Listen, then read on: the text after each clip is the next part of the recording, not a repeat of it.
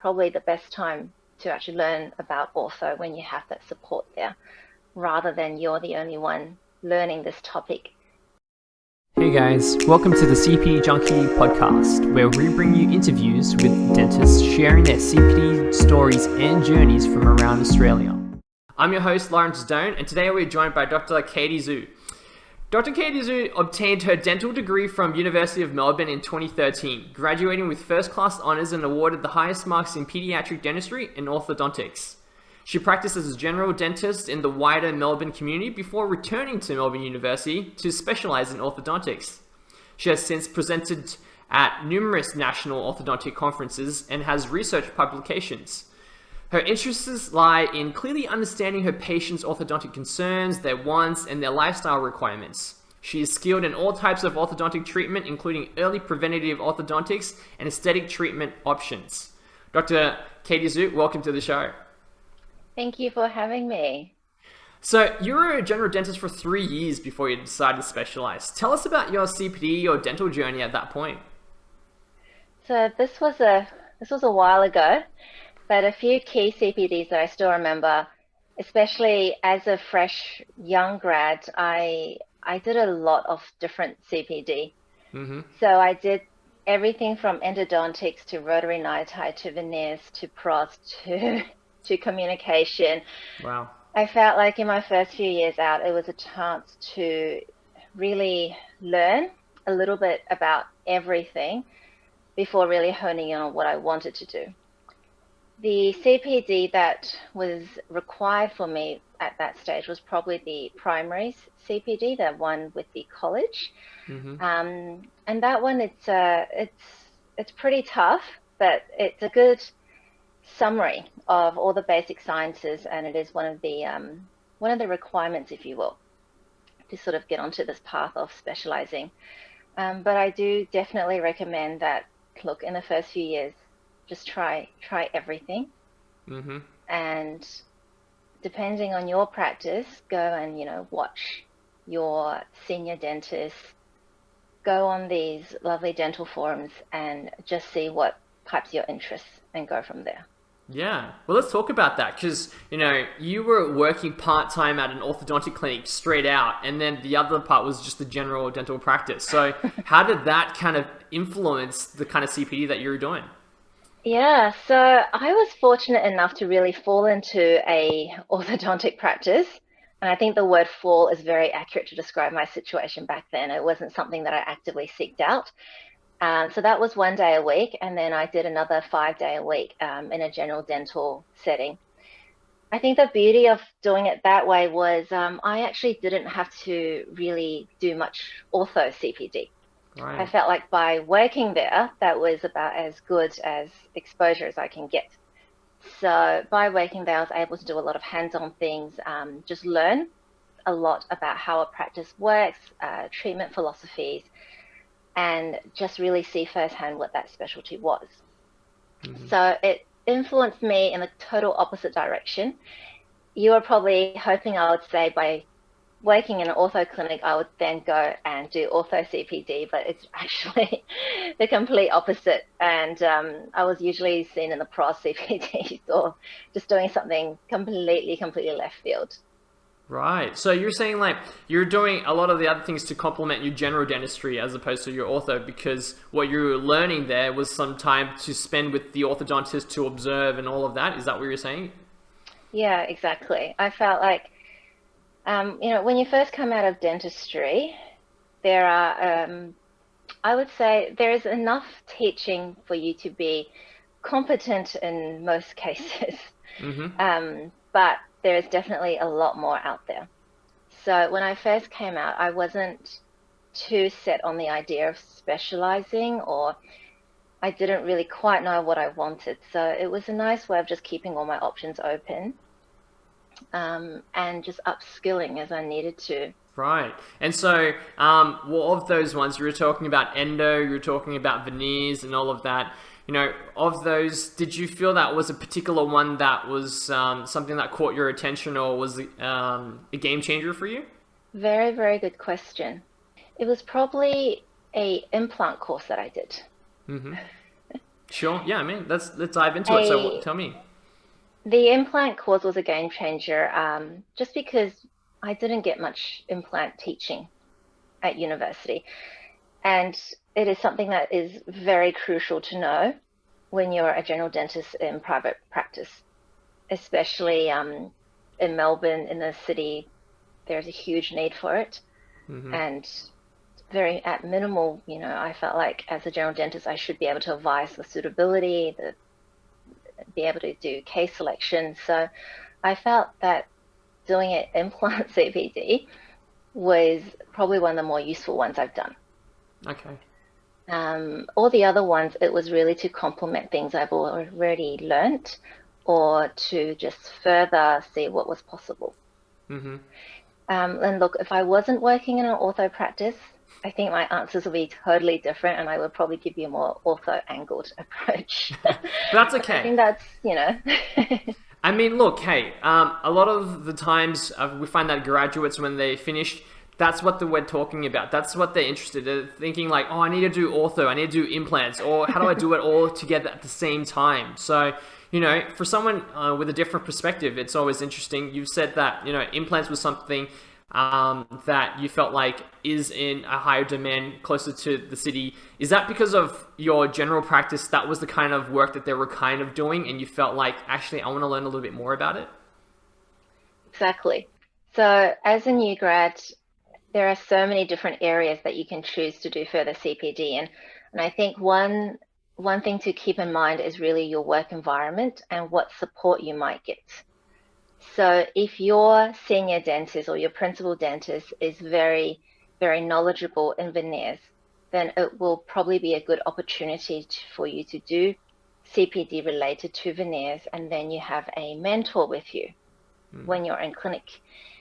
Like me, I was working with someone with quite an interest in implants, interest in restorative driven treatment planning. So for me, it made more sense to go along that pathway. But nonetheless, it doesn't hurt to dedicate, a few days in your year just to learn about all the other things.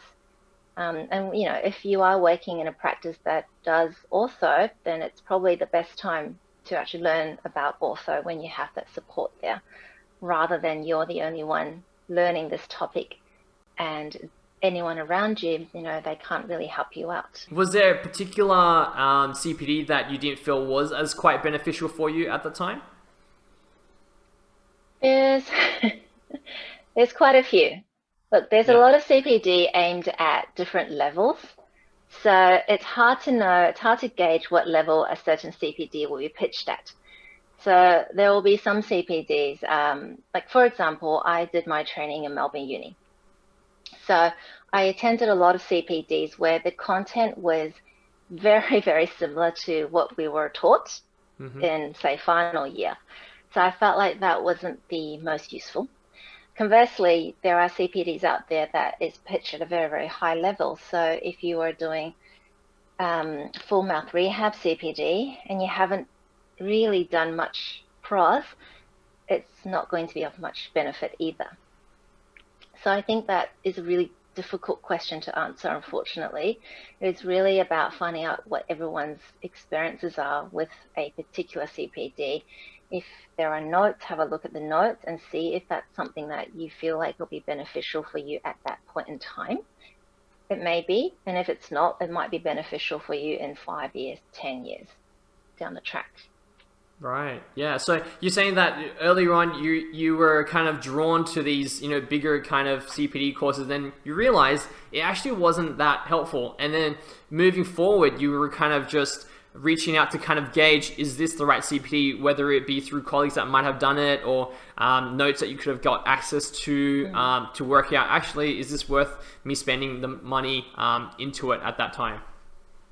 Exactly, exactly. So in the first few years, I don't know how much I would have spent on CPD. I just didn't keep count. We were all trying to be that really good new dentist, and you just sign on to so many courses. There are free ones, there's paid ones, there's a few hours, there's a few days, there's a few weeks. So you get a taste of it all.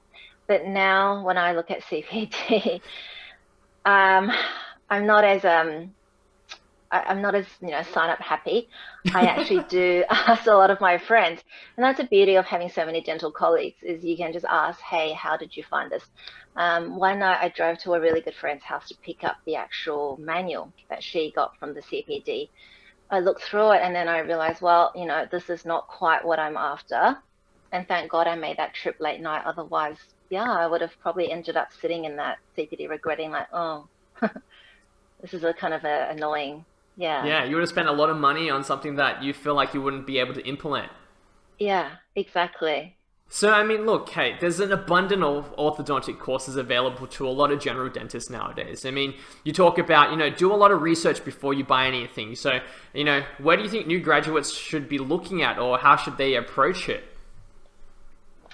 I think that's a really, really good question. When I went through university training, there wasn't a great deal done on orthodontics, and orthodontics is a completely different specialty to general dentistry. It's a combination of growth and development. It's a combination of physics, mechanics, aesthetic work, patient planning, and all of that's just all wrapped up in a medical field. It's a absolute minefield to try and navigate. My best advice really is looking for a mentor. Looking for a mentor who has a balanced view or a wider understanding, whether that's a specialist or that's a dentist that you work closely with. And having a mentor to be around to tell you that, hey, this will work, or hey, this idea really doesn't work particularly well. I have tried it. Here are the spare kits in the garage.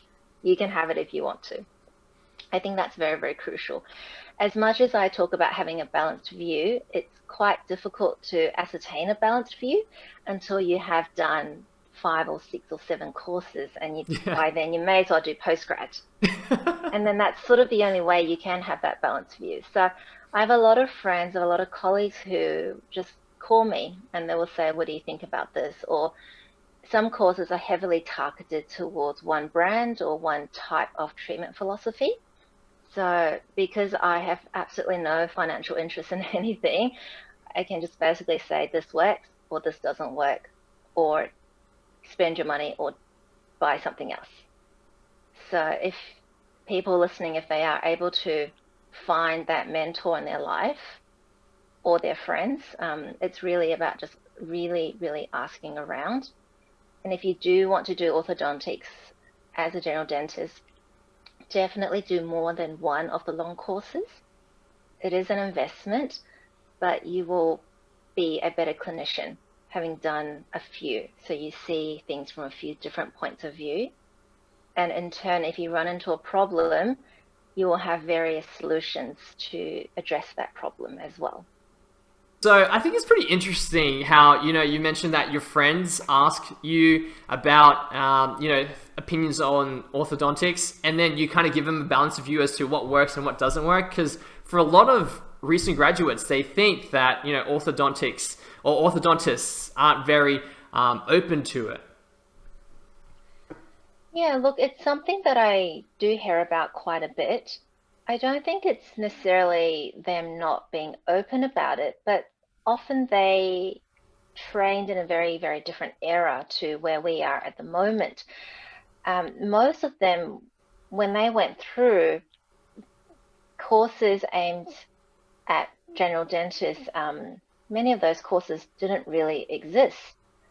So for them to be able to give you a balanced view on course A, course B, course C, they're just not physically able to really do that.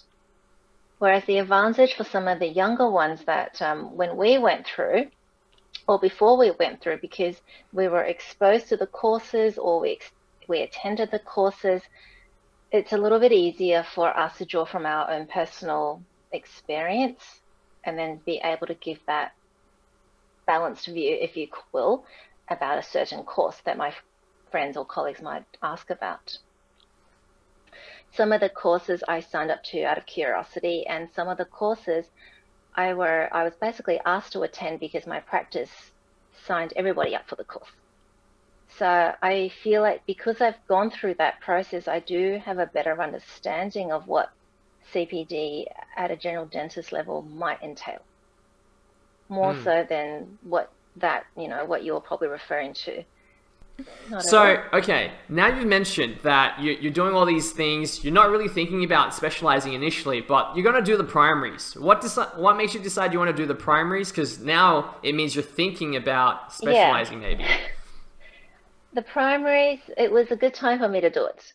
Everything was fresh, and I knew that if I was going to walk down the path of specialty, I would kick myself for not doing the primaries in my first year out. So it was something I did to keep my options open. Being a new grad, I had a lot of time, whereas you don't have the luxury of time when you're a very, very busy established dentist. Studying was still not too foreign to me, and the workplace that I was at, they were quite supportive with leave. Right. Because with primaries, you need a lot of leave. Yeah, that's right. It's about 4 weeks of leave that you will need to take from work on top of all your other CPD and your holidays. So it is a bit of a timing reason behind it. And look, not everyone has the luxury of having a employee that is happy for you to not be around for that amount of time. Yeah.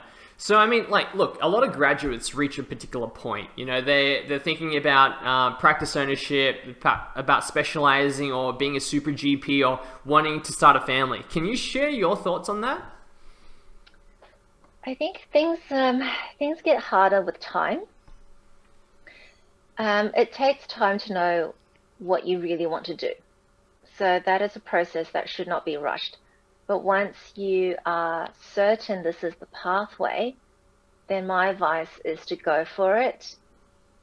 Don't be scared that it may not work. Don't toil on the idea for any more time. Just jump in and do it. Even now, I feel like sometimes I don't have enough time to do what I want to do, and I feel like I should have done things in my 20s a little bit differently. So that's the only one advice. If you want to start a family, go for it. If you want to specialize, do it as soon as you can, so you have more time when you're done for all the other life factors and all the other life events. Yeah. I mean, your partner's in dentistry, right? Yeah. Do you think that helped in his understanding of, your kind of career choices and career path that you wanted to take? I think both ways, actually. Sometimes it's easier for me and him to be in the same industry because we would have a common language. Now that I'm in a completely different field, our dinner time conversation has to be normal topics. We can't talk about work anymore. So when he wants to talk to me about his complicated restorative cases, I'm just like, what? What?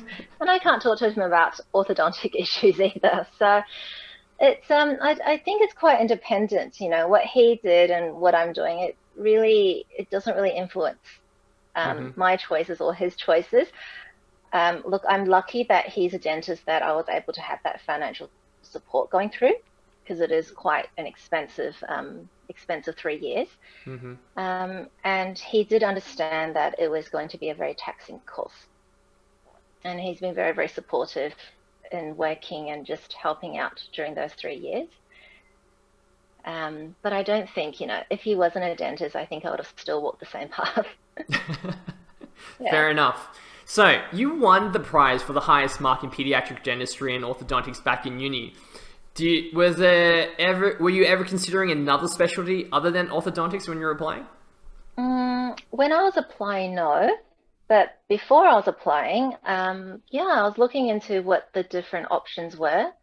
So in dental school, I looked into endodontics, see if that would be something that I would be interested in. Pediatrics didn't rank very high on my list. It did take me a very long time to be completely certain that this was what I wanted. And I definitely visited a lot of other specialties before going on this pathway. Right. So what you said that to work out if you wanted to do it was, I mean, to visit other specialists and Yeah. observe what they were doing, talking to them. Some people mention, attending study clubs as well to kind of to engage with the specialist. Do you think that's something that they should consider? I think so. The best way of knowing what if the future career pathway might be is really just to go see somebody in action. Mm-hmm. Um, going to a study club, it's great for theory, Mm-hmm. but until you see how a practice actually works day in, day out, it doesn't give you a full picture to make that decision. So, a lot of my specialist friends, they have all observed multiple specialists in different fields as well before they committed to one. Even my partner on his day off, he often goes and watches his specialist that's around him to Wow. either learn a technique, or he will go and just see what life is like, what working there is like. Yeah, so there's a lot to learn. Probably, I found that I learnt more by visiting people than sitting in a CPD, often held by the same people. Mm. Yeah. Are you suggesting right now that your partner might be interested in specializing right now? Is that what you're saying? You can do another interview with him later. Okay, so I mean, isn't it strange how if you look back now, back when you were just finishing your bachelor's in dentistry, then you were thinking that was your first and would be your last degree, but now looking Yeah, now, you're like, yeah, it's funny how life changes. Yeah, okay, look, after 5 years, I thought I had enough. And then I signed on to primaries, which was another horrendous exam. yeah, Gave myself 2 years off, and yeah, I'm a sucker for torturing myself, I think. fair Uh, enough. So look, getting into the program isn't easy, and you've talked about how difficult it is to get in beforehand. So tell us a little bit more about that. well, look, getting in, it's competitive for all the different specialties. So it's and it's also a very opaque process. Mm-hmm. So it's really hard to know what the universities are looking for in that particular year. Yeah. So it's really that combination of you are competing with other colleagues who are of very similar playing fields and not knowing exactly what they want. So it is very difficult to tailor your CV, your work experience, your CPD to a unknown list of variables, Mm. and that really is what makes it difficult. Yeah. There's always that element of luck, which you can't control, and you never really know who you're competing with either. So you never quite know. Um, and even if you get in, you don't know where you ranked in that. If you don't quite make it, you don't know where you ranked in that either. So it is quite a mentally taxing process. Yeah. I mean, like you said, in before you said only four candidates per uni per year. Um, you know, for some of our audience, they might be thinking, what happens when your university or exam marks don't demonstrate, you're excelling or, you're a first class honor student. I didn't get the ducks, I didn't get the awards or scholarships, or, haven't done the research publications, volunteering, teaching. Where do I go? What should I do? That's actually quite common. So it's never too late to start changing your CV to match what you want to do. So the university marks and the awards, they do play a role, but it's not the, make it or break it of the interviews. So if it is indeed something that you are interested in, there are many, many other ways to demonstrate that interest and to stand out in the field. Things would include even working at a practice, like myself, working in an ortho practice or working even in a perio practice as one of the therapists, and just really understanding what that entails. That would help you stand out. You can definitely volunteer. You can do CPD. You can read journals, even watch YouTube videos to show that you have a very in-depth understanding on the day of the interviews. And certainly things like primaries and secondaries, it's another opportunity to show your academic abilities. Because I know many people going through dental school, they may not have considered specializing. So, it's about enjoying the university experience. And getting a Class 1 honours is not enjoying university experience at all. But that's why there are primaries and that's why there are secondaries. Because all they want to see is that you are able to actually study and retain information. And they really don't care how you show it or which period of your life, as long as you're able to do that. So there's a lot of other opportunities out there for someone to show that they are truly interested. And I wouldn't say that average marks or even below average marks is going to stop someone if they really wanted to get to a certain specialty.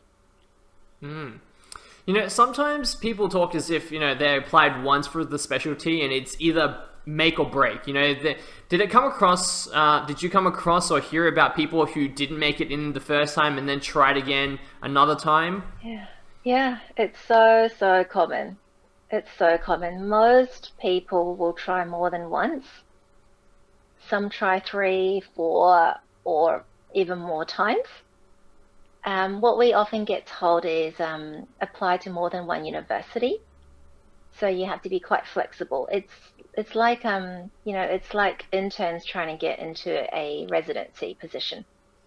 It's very competitive, and they're prepared to move interstate. They're prepared to go regional, and this going into specialty training, it is pretty similar. So if you're ready to move, and you're ready to try it again and again, then and it is extremely common for people to interview more than once. Did the thought of potentially relocating cross your mind at some point? It briefly did. Mm-hmm. It briefly did. When I applied to quite a few different universities as well. So I took that person's advice, mm-hmm. and I thought I'll give it a shot. If I don't get into Melbourne, then I will worry about how to relocate myself. So thankfully, the interview sequence in my year, Melbourne was kind of in the middle. So there was a few universities before Melbourne, and then there was a few universities after. So I did fly interstate to do a few interviews, and fortunately I got Melbourne, so I didn't have to really worry about that too much. And I had the pleasure of cancelling some flight tickets as well. How did you find the specialist program once you got in? It's pretty tough. Mm-hmm. It's pretty tough. It's full time, and there's not much time for really anything else. So it's expected that you are there available all the time. And because there's a big clinical component that happens during clinical hours, a lot of the teaching happens before 9 o'clock, or it happens after hours. So that might be 7 o'clock, 8, and it goes quite late at night. So it was just the sheer number of hours that I think I struggled with. There was a lot of very early start and just a lot of very late finishes. Mm-hmm.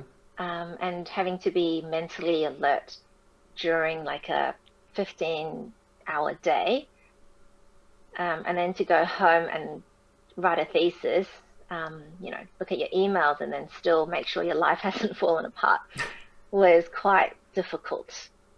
Yeah, because you've mentioned in the past that you finished sometimes past like 12:40 even, where your car gets locked at the uni. Is that right? Yeah, that stupid car park, it closes at 11:30.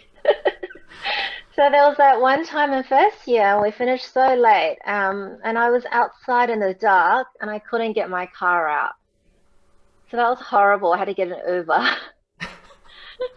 And the Uber driver was literally like, "What the hell are you doing out here this late?" Like, my car's stuck in there. So that was horrible. Yeah. Wow. Okay. So, I mean, so you're talking about long days, it's a little sleep. You're saying what, 4 to 5 hours maybe at times? Yeah, it's no different to being a new parent, I think. So, Mm-hmm. there's not much, there's not many hours for rest really, because there's always something to do. You're always having to read the latest journals. You have to read your textbook, prepare lectures, prepare presentations, and also make sure you're on top of your patients. So there's a lot of things that need to fit into a day.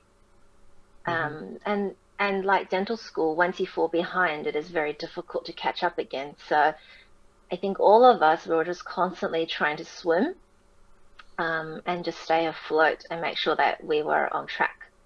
Mm. Hmm. Yeah, I mean, how about all the other family commitment? Because you're going through your 20s right now, right? You've got friends that want to go out and party. You've got family commitments, birthday parties, family events. You know, you've got all these things kind of happening. People getting married, engaged, all of this happening at the same time. So when you're going through it, you're full on. Yeah, before we started recording, I was saying to you that I almost felt like I was in a cave for 3 years before I emerged to see what was happening in the world. It is really like that. You get very, you are in a cave. It's a specialty cave, and you live and you breathe that specialty, and that's what's required, to get to that level where you are able to practice at that level. But at the same time, there's definitely sacrifices. I still went to the big events. But sometimes the smaller ones, the catch-ups, I would have to leave early or not go. My parents are overseas. It's made it quite hard to see them regularly because there's always clinic hours and it's hard to get like a solid week off sometimes. Mm. Personally, I've delayed my wedding until 2020. Then because of COVID, it's still being delayed. Yeah. So there's definitely a lot of things that have to be put on hold. Mm-hmm. Yeah. You mentioned as well. You suddenly became religious and you were praying every single God that examiners were nice and you could pass. I think we all become religious at the very, very end because we're just so tired.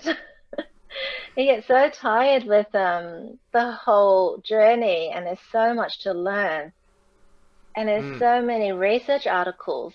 And I really struggle with spelling, actually.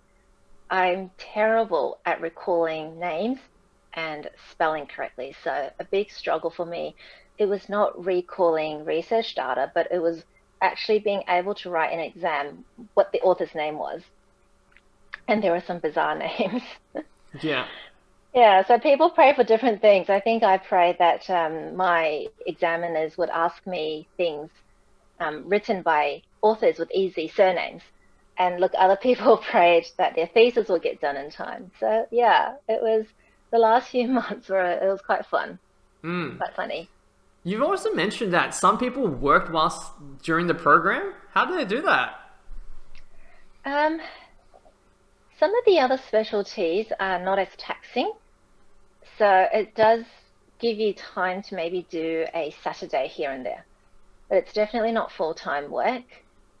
And yeah, some people are just amazing and they survive on very, very little sleep, and they do manage to keep a decent part-time gig going on during the entire 3 years, and I can just take my hat off to them. Mm.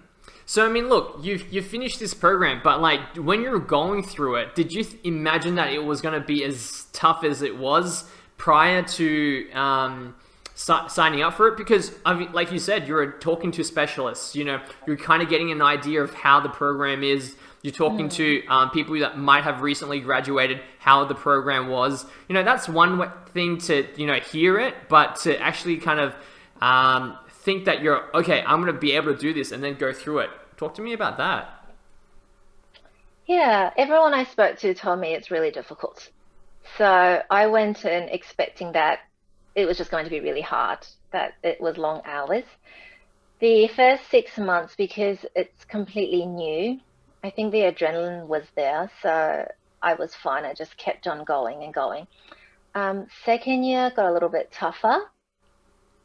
The amount of work just piled on, and having to do a thesis on top of everything. And it does depend on your thesis topic. Sometimes thesis can take hundreds and hundreds of hours, and sometimes Yeah. they're a little bit easier. So that definitely got a little bit trickier. By third year, I think I was just, I could see the light at the end of the tunnel. So that also got me through as well. So look, everyone's idea of hard is quite different. Mm. But if you go in knowing that it's not going to be very easy, and that there are other people going through the same ordeal with you, it does make it a little bit easier. And there definitely is very good support from the community as well. The uni, the professors, everyone were very understanding. Yeah. I mean, sometimes when I think about it, when you say writing a thesis, it's like those days where you're just spending hours on end, just going through papers, and then there's no actual, don't actually feel like there's a physical result at the end of it, isn't it? And then you just don't know if you've actually accomplished anything at the end of that day. But really, it's just like that process again and again. I think so, yeah. When you're writing that, you have to look through every single piece of publication. There are good and some of them are not so great. So it's definitely a lot of hours spent trawling through not the best type of research. But you have to do it. You have to do it to know that that research wasn't great and to be able to come to that conclusion. So yeah, it's definitely one of the realities of it all. So what's it like when you graduate? How did you find, specializing afterwards? Because you mentioned, go rural, go regional, because the cities might be a bit saturated. What's your thoughts? Is your question on graduating as a dentist? As a specialist. Okay. As a specialist, it depends on what type of specialty. And working regional or rural, it's a great way to get a high patient base quite quickly. Very much the same as working as a dentist, metro versus rural. But I think the difficulty or the difference is really, it lies, especially as an orthodontist, our treatment plans. The active part goes for 2 years, and then the retention part goes for another couple of years. So that does influence our location choices quite a bit. As a general dentist, often the advice is to go and work rural for a couple of years and then come back. But as a orthodontist, once you work somewhere, it's never a couple of years thing, it's a long-term commitment. So I think coming out, we really do need to be quite clear on where we want to be long-term. And that adds a element of complexity to finding a position. Down in all states of Australia, in the regional areas, there's a massive need. So if you were open to living there, really easy. Move down, start a practice. But in the city, it's a very, very different can of worms. You have to really find a practice that aligns with what you want, which can be hard to do at the outset. And it's about finding the right, even the right brackets sometimes. We practice quite differently. Finding the right practice culture. Certain practices will do more aesthetic work, and certain practices limit themselves to doing, quite complicated, heroic work. So it's a lot of navigating, trying to find that ideal practice, and it does take a few goes as well. But I think that the difference is it's a bit larger than general dental. In general dental, a lot of practices will be quite similar. You have your family general dental practices and you have your cosmetic general dental practices. So there's more options there. So, what do you think about for specialists that prefer to set up their own shop or work for someone first or work for a team of specialists? Yeah, no, that's a really good question. Most specialists come out working with someone else that's more experienced, so they can learn the systems in place, they can get a bit more mentoring, and they are in a fairly safe environment. I think as we get more experienced and as our wings grow, most of us would predominantly end up either setting up a group specialist or going off and doing a startup, or even considering buying over or buying into a business. So a lot of it, look, it does depend on what type of specialty. For example, in orthodontics, I have many friends who are also specialists, and we've entertained the idea of, we can maybe set up shop together somewhere. But when you look at the true reality, in an orthodontic practice, I need about 5 chairs to myself. So it makes it really difficult to co-share a space. Conversely, there are endodontists sharing a space with a periodontist, sharing a space with a prosthodontist.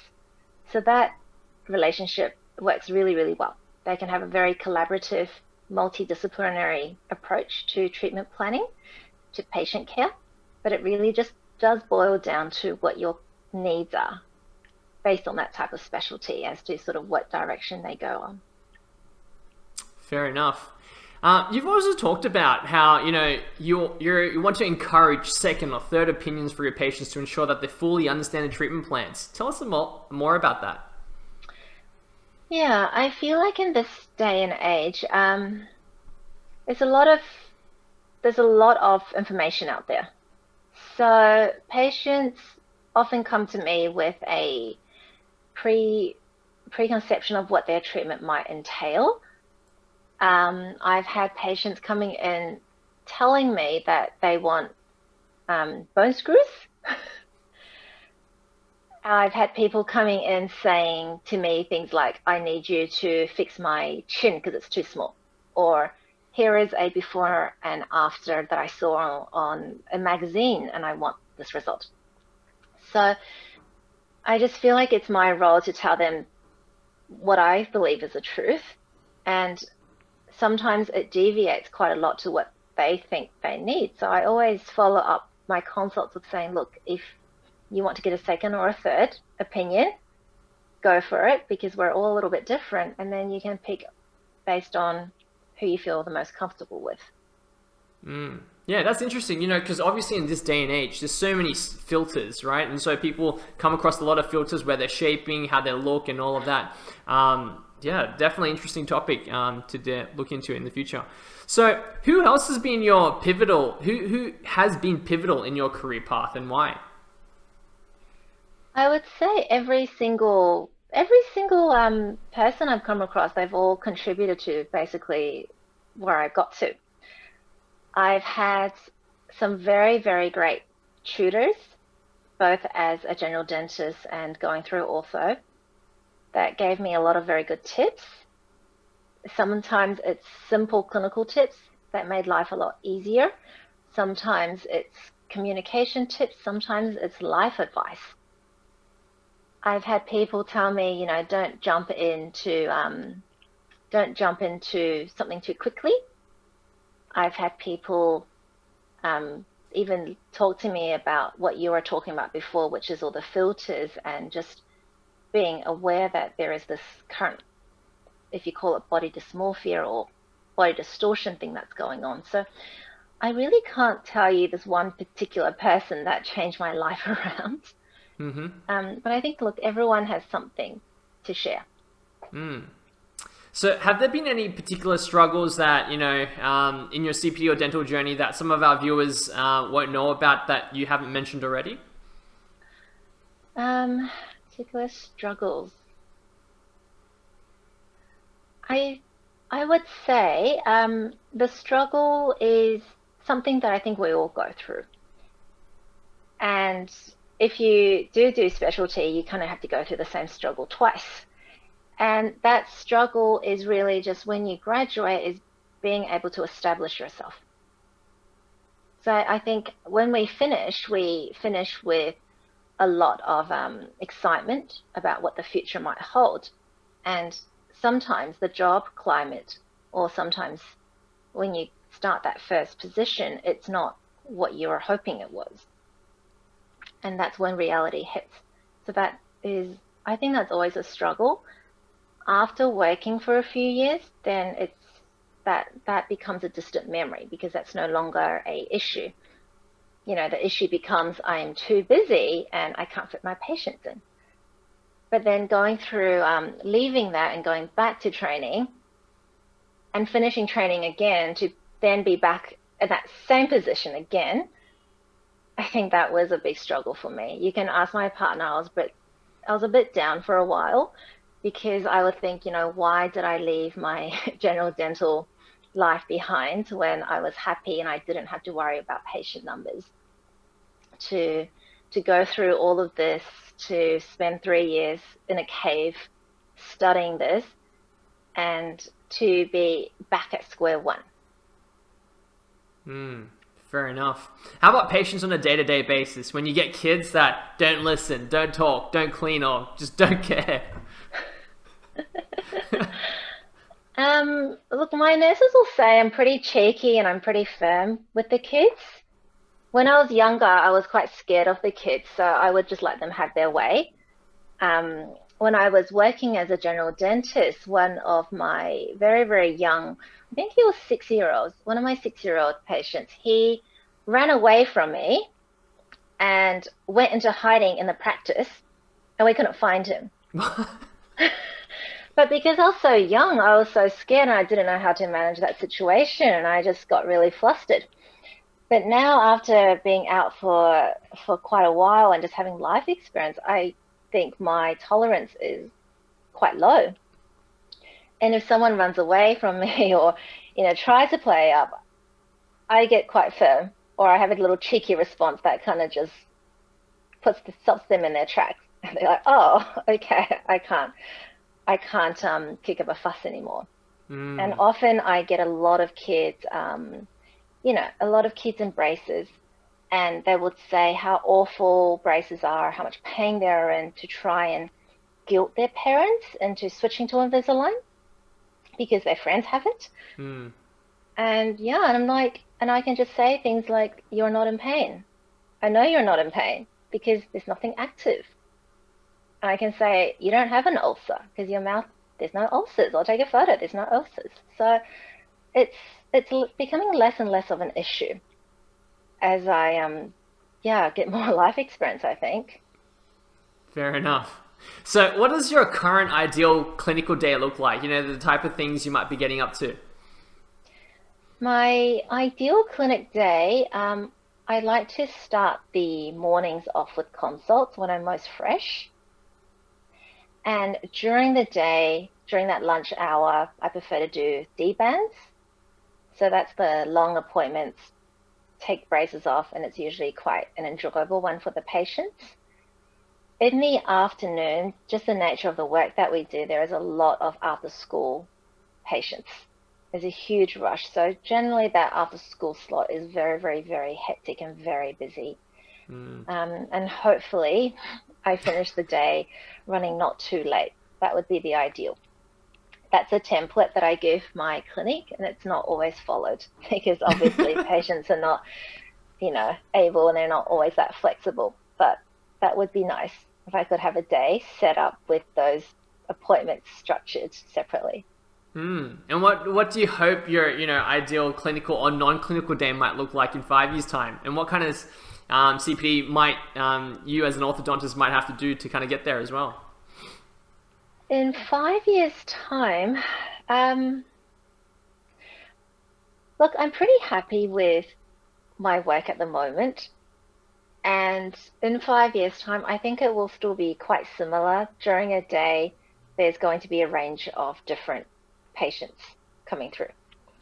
So I don't think I'm going to change that part too much. In 5 years' time, hopefully I'm more efficient, and hopefully I can have a team that can just basically preempt my every single move.